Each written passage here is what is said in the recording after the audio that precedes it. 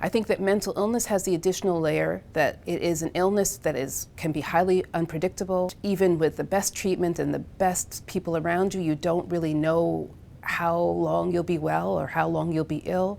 And also there's the stigma that's associated with mental illness. So it's not something that we talk about openly or necessarily share with a lot of people. So people often can feel quite isolated in the experience.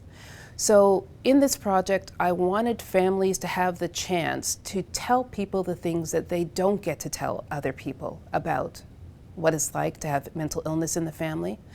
But also, I wanted to bring new perspectives into the way that we think about families and how they cope and care and function when there's illness in them, so that we can develop better ways of supporting them and providing services to them. What is it that's going on? What is it that's going on in your family, around your family, in the world, in the institutions that you have to deal with? You know, what is it that makes this harder sometimes? Our group thinks that the biggest part is the feeling of loss. The feeling of loss, like not just for the person with the diagnosis, but also for the caregivers, the family. When we're in these situations, we tend to feel isolated. We tend to feel like people don't understand. So we feel like we lose friends, family, we lose opportunities, not just the person with the diagnosis, but also the caregivers. And I feel like we sacrifice a lot. So we talked a lot about the barriers that as caregivers we face from day one. So caring for someone with a mental illness, you face barriers from the moment that you realize something is wrong through the entire journey that you go through. So our overarching jewel was barriers. So barriers to care, barriers to access, barriers to mental health support, barriers to peer support for that person in the community, barriers to financial support, and the list goes on and on and on.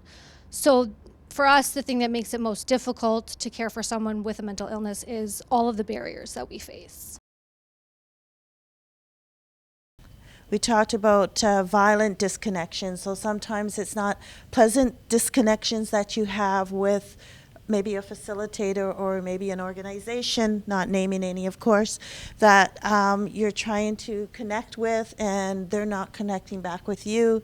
So it actually seems it could become violent in your speech or your communication. Sometimes family members aren't, even though they know what's going on, they're pretty, what's the word I'm looking for? Unsensitive in their comments and that. Even though, we've shared with them what's that, they can see what the problem is, but they're still pretty insensitive. It's almost, they think that the person has a mental illness, that they don't understand what's being said about them, or little, funny remarks that aren't so funny.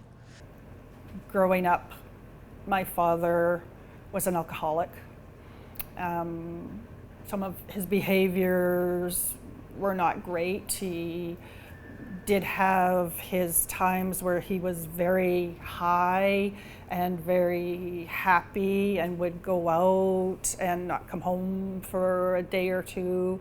And then there was times where he was so down and he was in bed for days. At that time, that was so many years ago, he wasn't diagnosed with anything. After he passed away, I have a sister that was diagnosed with having bipolar, and the behavior was the same.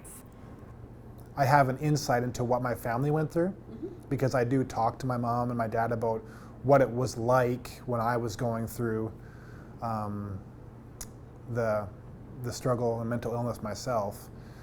And I think that the main point they wanted me to drive is that they didn't know where to turn. It was hard because to have their son go from a person they knew to the person he was now, they didn't know where to turn. It's like my mom jokes about having a child. Well, no one teaches you how to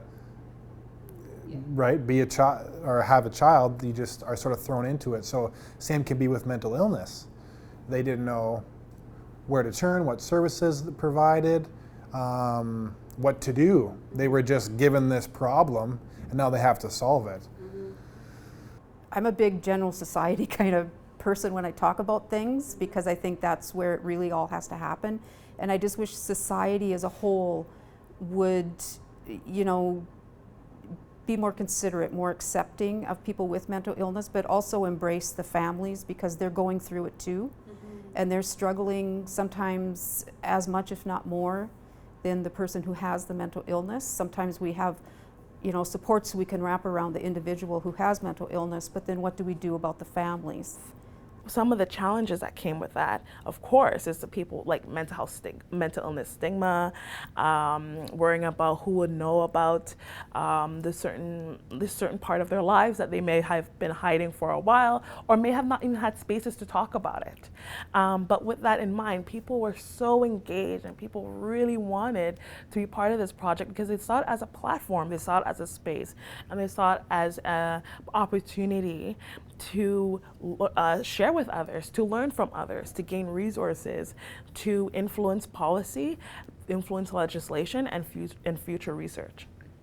Before I actually went to the hospital, I did a lot of hiding. Right. It was like, I can do this on my own, I'm good. So there was a lot of hiding behind my mental illness. I would suffer and suffer, and I wouldn't let people know. I worked through a lot of it in jobs.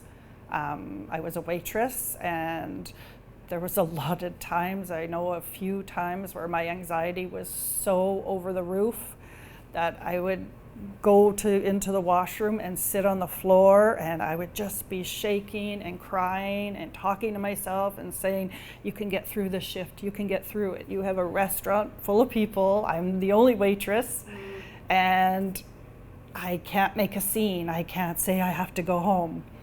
So I struggled through it a lot. Yeah. Having a loved one suffering mental illness is probably one of the most difficult things any family can go through. It is not a person disease.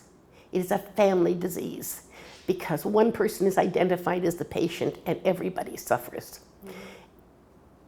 The only thing that I can say is if anyone ever has a loved one that is identified as having a mental illness, contact a friend that really understands. Reach out for peer support, not just the professionals. You need to be around people who understand what you're going through. None of us can do it alone. We have to have help, because it's too negative, it'll drain us, it'll pull us down. You have to be supported by peers. We talk about the bad old days when families were blamed, but it sounds like you know what that feels like. Oh, yes. It wasn't so long ago. Yes, and without the support of others in the family. Yes, that's It was very extremely a kind of a lonely journey at first, until education set in and others, and talking to others in the support group. One time I read 17 bipolar books trying to cure my daughter, because we had to change all these psychiatrists, you know, to find the right. And I found a woman psychiatrist, and we're very lucky that she talks to both of us. There were some psychiatrists who wouldn't talk to me. And I stress so much family inclusion, because we really are in the forefront of the work and the devotion for our loved ones. We cannot be excluded. It's very important that we are included. Another theme in this study is interacting with the mental health care system and other systems as you're trying to get help. And this is an area in which you'll see that the stories can be very different depending on where you are. And I think that's an important thing to bring forward in this work, that it does depend on where you are, urban versus rural, language differences, ethnic differences, all these things can make a difference in terms of your ability to navigate the mental health care system and get help. And part of what will come through in that work is some of the ways people have been able to strategize and make things work for their families, as well as some of the struggles that they've encountered. You have to go all the way to Thunder Bay to access this Schedule 1 that takes youth, that's designed for youth, that has programs for youth. Which is like 5.5 hours drive. There's hardly anything in this community for youth mental health stuff or for other mental health stuff. It gets really hard because the issues that face us here are not the same issues that face us, for instance, down near Toronto, because they have much more services. There are many treatment possibilities for people that have cancer. There is a treatment center. There are treatment fundraising. There are cancer doctors. But when you come to mental health, there is no treatment. There's no one treatment. Mm-hmm. There's experimentation with cocktails of medication. Sometimes you feel like you're a guinea pig. I personally have been on 23 different medications in just over 10 years before you found something that might work, and then there's no guarantee it'll work for more than 2 years before it wears off.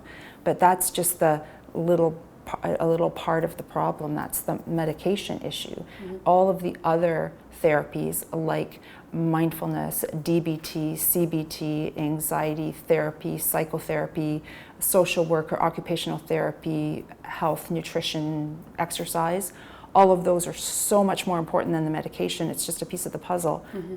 But none of those are covered financially. Not by your EAP program, not by, unless you're very, very lucky, it's not covered by the government, it's not covered in any way. So financially, those of us who suffer from mental illness are responsible for finding the funds to help with your therapy, to pay for your counselor, to pay for things. And then we don't talk about it because it's not something we talk about. Oh, I was having a conversation with my therapist last week. We don't talk about it. So if you don't talk about it, then people don't know that it's a problem. Mm-hmm. And it's sort of just, what's that word? Balloons?